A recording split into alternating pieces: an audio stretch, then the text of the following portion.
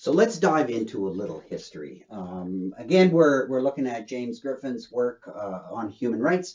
And a little bit of history is of where I left off in the last video on the question of a natural right, or jus naturale, I-N, jus naturale. And just going to briefly look at St. Thomas Aquinas in his massive work, the Summa Theologica, or Theologiae, however you want to write it, part 1, section 2, question 94.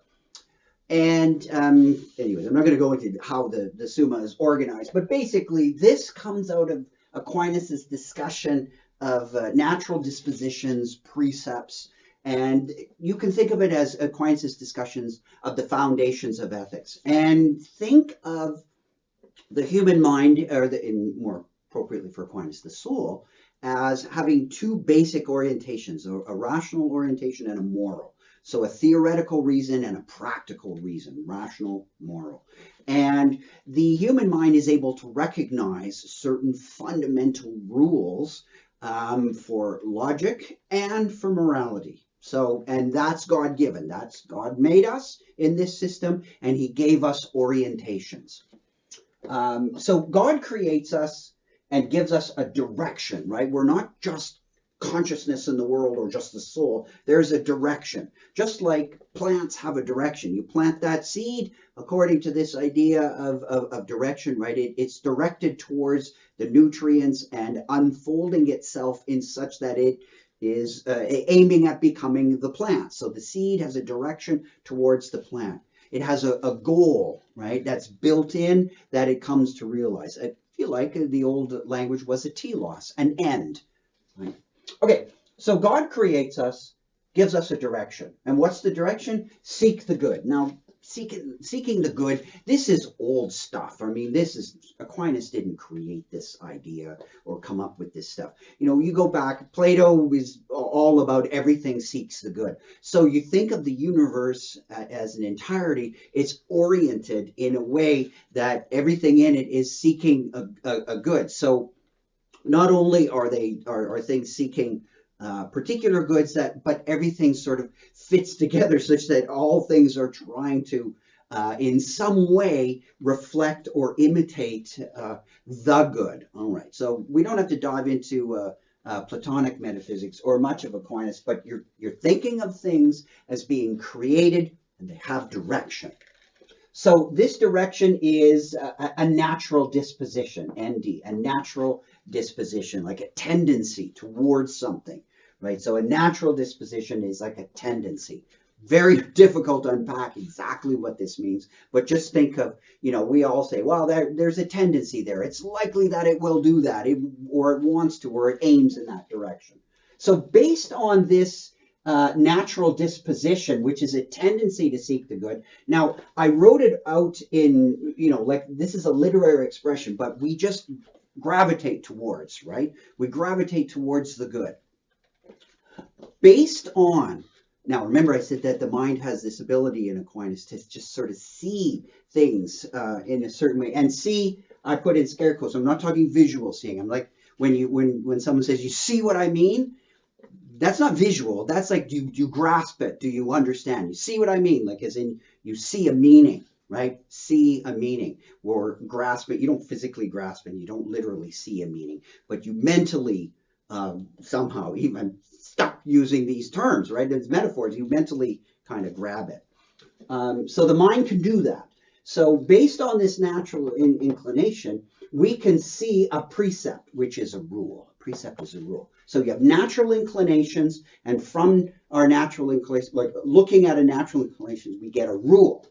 So the precept is, not surprisingly, seek the good and avoid evil. This is a foundational precept. This is self-evident, right? We don't prove it. So this isn't, it's not that this precept is the result of let's say, a set of premises and then an inference and seek the good and avoid evil. It's not like that. It's like self-evident. Just, I just see it, right? I grasp this fundamentally. Self-evidently true that we should, remember we're moral agency, we should not just understand seeking the good, but we should seek the good and avoid evil. So this is like a moral precept. It's not a theoretical type of thing, like talking about forces or whatever, like a physicist would talk. No, no, this is morality. So morality is fundamentally built into us, and even deeper, it's built right into the universe. So there's things like natural good, natural evil, etc., etc.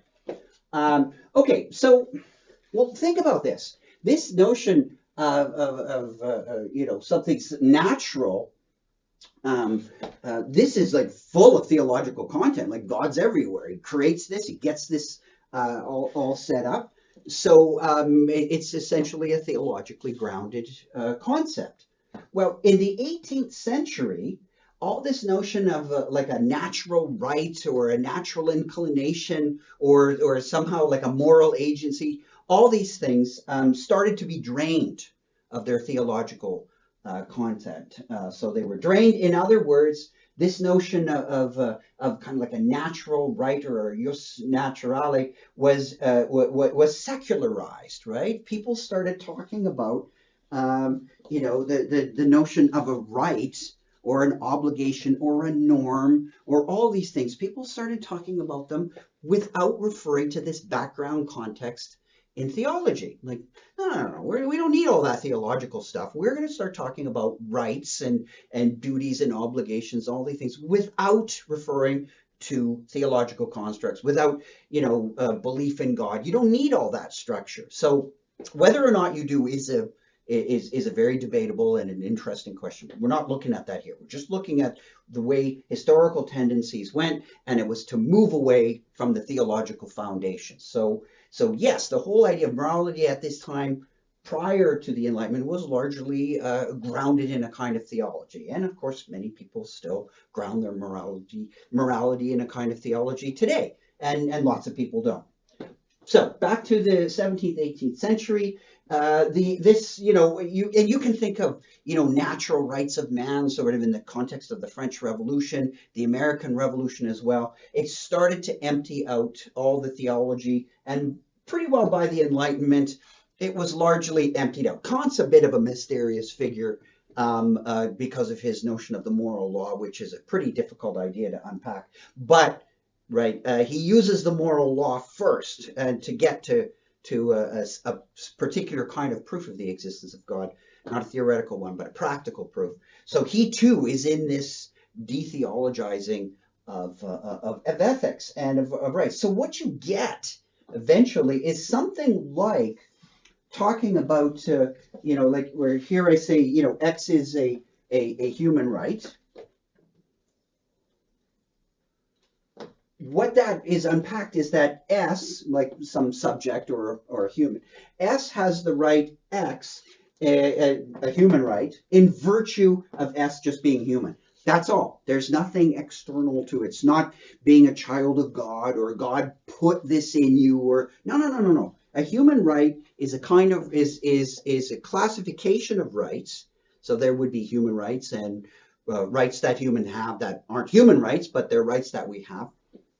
And of course, that's a difficult split. And that's one of the things that Griffin wants to talk about, or what rights do we have that aren't human rights, and how do we adjudicate and how do we argue. But for now, you have the right, a human right X, in virtue of simply being a human. All right. So so all the theology is no longer needed. The content and stuff does not refer to God. The backbone, the belief in God, that's gone, rendered superfluous. Not for everybody, but for this tradition that Griffin is on about. And so we get this secularized notion of a right. So morality too becomes completely secularized. You don't need any kind of religion. So in one way, it becomes more open because you don't need a belief in God for morality. Well, then people who don't believe in God can be in on the game, and people that do believe in God, they can be in on the game. But it doesn't mean that only believers, can make sense of morality. All right. So basically, the intention, the meaning of of a human right has been, quite changed, right? It's no longer referring to God, and so we get this secularized form. And Griffin says that also the extension of human right has also been changing, and of course, as we'll see, when extensions of concepts change, that can affect the intention. In other words, as you change the applicable boundaries or the domain of application of a concept, you can affect what the concept means. So remember, intention and extension, although they're different, they're not completely unrelated. So one affects the other. Certainly, your understanding of the intention will affect how you see a concept's extension, because as I change the intention, the meaning of a concept, some things you might say apply and some don't. But you can see the gist of getting a good grasp of the intention will affect how you understand a concept's extension, because if you have a certain understanding of the intention, then you'll be able to argue when some particular instance falls under that concept's extension or not. Anyways, this is where we're going, is trying to classify human rights or not classify, but to give a better understanding or a clearer notion of the intention of the concept of human rights.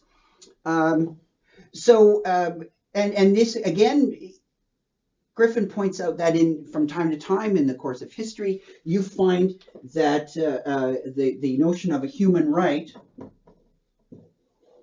as seen as a kind of protector of this human agency, this normative agency that we have.